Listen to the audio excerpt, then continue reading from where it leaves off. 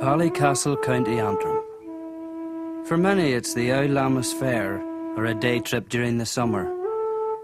But for those of us who grew up here during the 50s and 60s, it was a very special place all the year round. We even knew it at the time.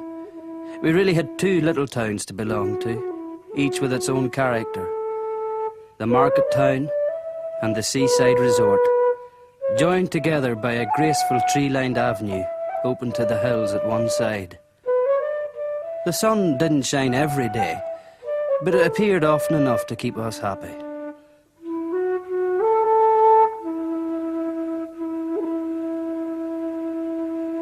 Part of Unionist Ulster and part of Nationalist Ireland, Ballycastle never fully gave its allegiance to either. Perhaps it was the influence of the Scottish Highlands and Islands which filled our horizons. The writ of Stormont never entirely ran here, while Dublin was further away than Edinburgh.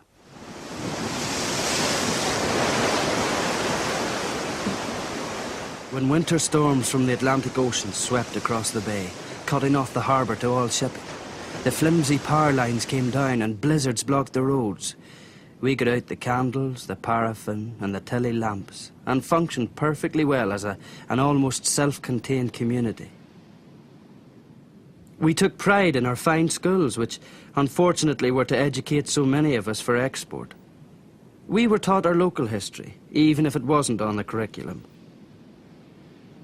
We heard about times of glory and of shame, of Donaghneany Castle on the cliff top, its name perhaps indicating the original site of the Lammas Fair, of the bloody massacre in 1565 on the slopes of Knocklade, when Shane O'Neill, with the connivance of Queen Elizabeth, attempted to drive the MacDonalds back to Scotland, and of the destruction of Bunnamargy Friary by the same MacDonalds almost 20 years later when they tried to eject the occupying English troops.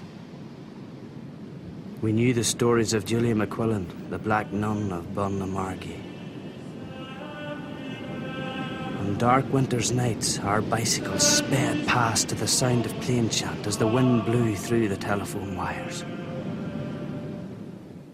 We were proud to know also the secrets of our town's golden age. From 1736, Colonel Hugh Boyd, whose father had been the local rector, transformed the tiny village around the castle, sited near to the present town church, and the nearby even smaller fishing hamlet of Margytown into one of the largest industrial complexes in Ireland, based on the extensive coal seams nearby.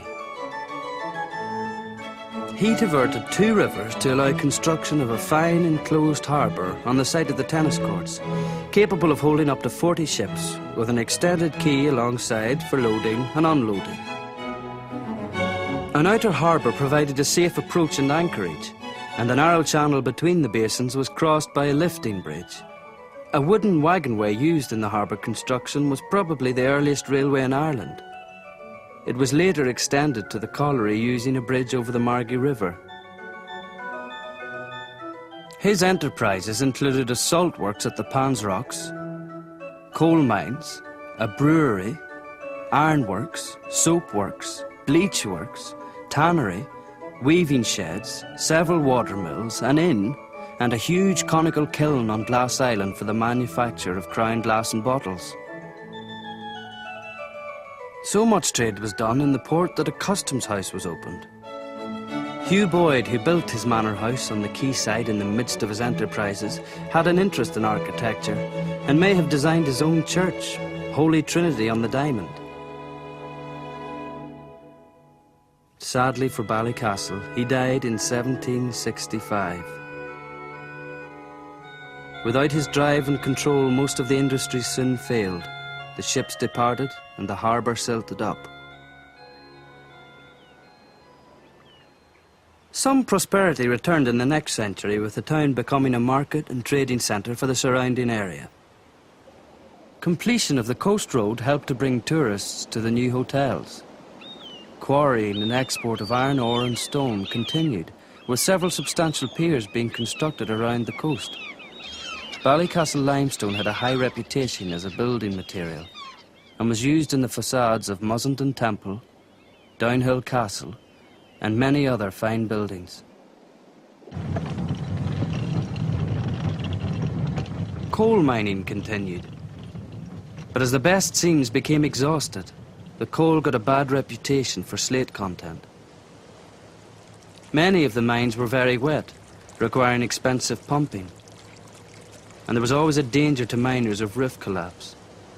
By 1950, 6 mines were left, the last closing in 1964. Over a period, the ships which once exported coal from Ballycastle began to import it, sometimes along the coast from the bigger harbours at Portrush and Coleraine.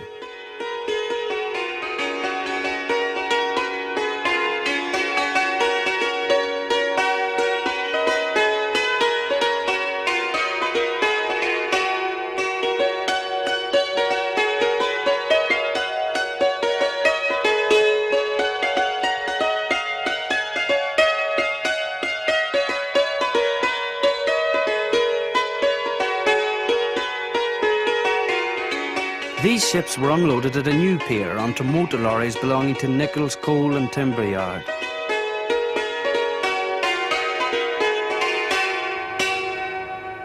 This was also served by a private track off the narrow gauge railway line from Ballymoney, which had opened in 1880. The siding from the coal yard to the station was so steep that 2 winchmen were needed to raise and lower the trucks. The railway formed the principal link with the outside world for many years and helped to bring in tourists. But the fact that the track had been laid to a different gauge than the main lines meant that it was not possible to run through excursion trains from Belfast, so the large crowds went to Portrush instead. The sturdy little tank engines coped well with the steep gradients on the line, and the carriages, which had centre corridors, framed pictures and deep padded seats, were the most luxurious on any Irish narrow gauge railway. The last trains ran on this line in July 1950, and for 4 years afterwards it became our adventure playground. We didn't damage anything because we hoped that somebody would make it all work again. But it wasn't to be. One day a lot of men came down from the city and cut up our railway. They told us that the rails were going to India. That didn't make us feel any better. But we were young and lived in the present, so we found somewhere else to play. For our parents, the winter months before the visitors arrived weren't all relaxation. On calm days, some fishing was possible, and much-needed provisions could be sent to the pier to be picked up by the Rathlin Islanders, who'd often undergone long periods of isolation. Work also continued on the farms. The people of the town were given a taste of this in the horse ploughing competition held each February in the fields close by. We didn't always understand what we were looking at, but we loved the big, powerful horses, always so beautifully groomed.